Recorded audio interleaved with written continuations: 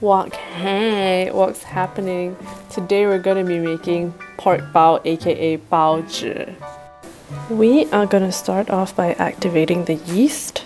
So pour that into the water and mix that with a pair of chopsticks. For the most authentic bao making experience, you really can just use a fork, but you know what's the fun in that? Next, we add sugar to the flour and some baking powder and even more sugar. I actually just made a mistake measuring it out. Oh, do not waste because we weren't raised like that. Make sure you get every single granule of sugar in. And then we want to stir that in to make sure that everything's mixed evenly.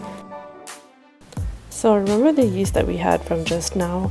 We want to give that a good stir once again and make sure no granules are left stuck to the glass that we have, and then pour it into the flour mixture. And mix, mix, mix. Girls and boys, brace yourself for a little arm workout here because it's going to be loads of mixing.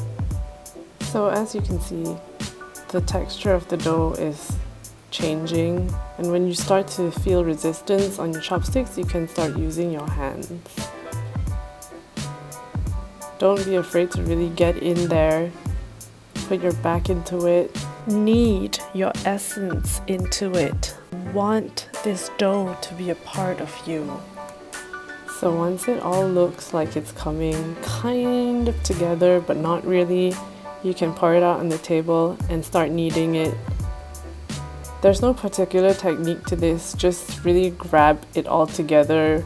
Pretend that you are smushing something into the middle of the dough.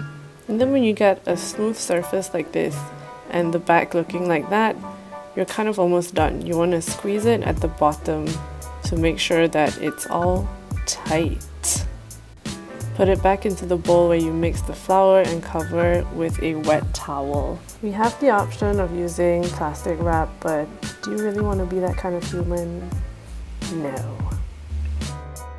Next, we're going to prepare the meat mixture. Mix in grated ginger, chicken stock,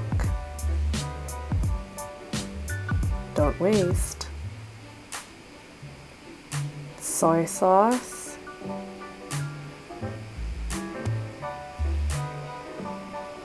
oyster sauce, a pinch of salt, a teaspoon of sugar, and sesame oil.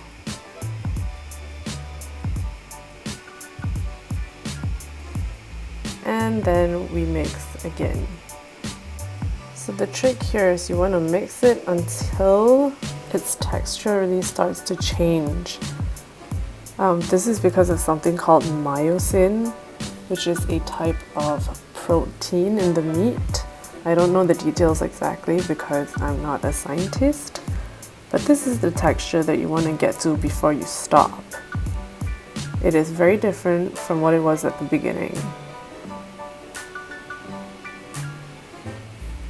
Now refrigerate this and we can move on to the bao dough. It should have doubled in size by now, and if you poke it, it should not be bouncing back. So flatten that out onto a floured surface. And we want to try and stretch this out into a rectangular shape. As rectangular as possible. And then roll it out with a rolling pin. I strongly suggest getting one of those thinner Asian rolling pins because it's much easier to control and also easier for you to feel what exactly is going on. So I folded that into half.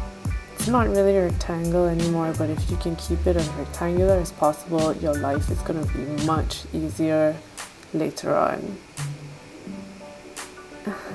Yeah. Okay, so I'm trying to stretch it out into a rectangle. Oh, got a little hole there, but it doesn't matter. because we are going to roll it from one end to the other as tightly as possible into the shape of a sausage. Measure out the rough size of dough that you want and then halve your dough and cut it up into that rough size that you desire.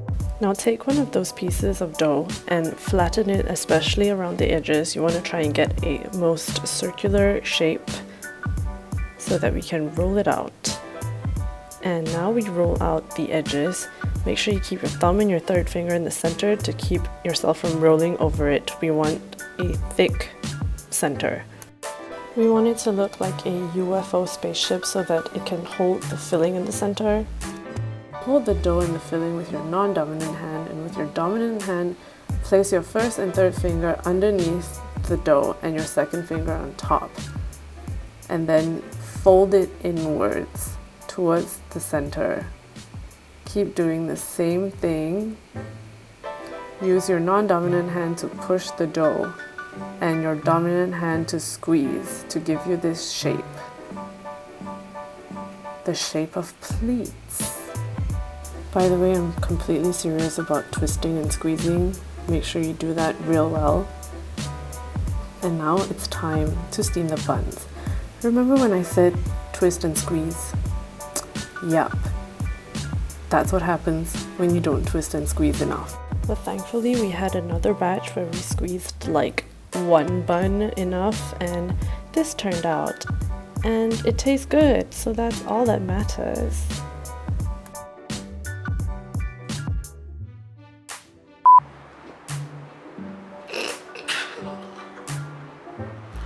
Shit, that looks like saggy ass breast. If you enjoyed watching this, then please like and subscribe. We've linked the recipe in the description box so you can actually try it out because it is really good, we promise.